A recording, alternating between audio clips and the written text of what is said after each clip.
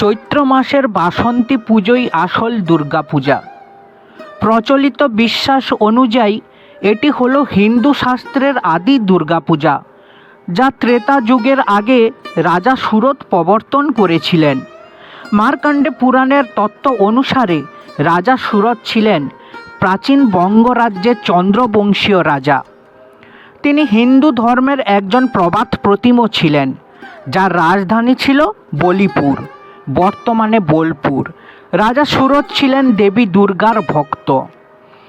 রাজা সুরত মেধা ঋষির আদেশে দুর্গাপূজার প্রথম প্রচলন করেন।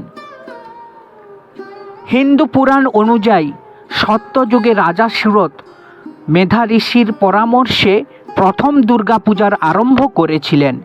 পশ্চিমবঙ্গের পশ্চিম বর্ধমান জেলার দুর্গাপুরের কাছে গড় জঙ্গল নামক স্থানে মেধা মুনির আশ্রম। সেখানেই তিনি এই পুজোর আয়োজন করেন।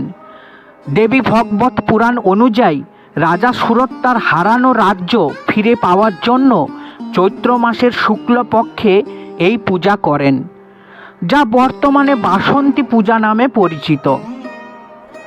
বসন্তকালে নদীর তীরে তিনি মাটির মূর্তি গড়ে প্রথম দুর্গাপূজা করেন, যা শাস্ত্রে সুরত রাজার পূজা নামেও পরিচিত।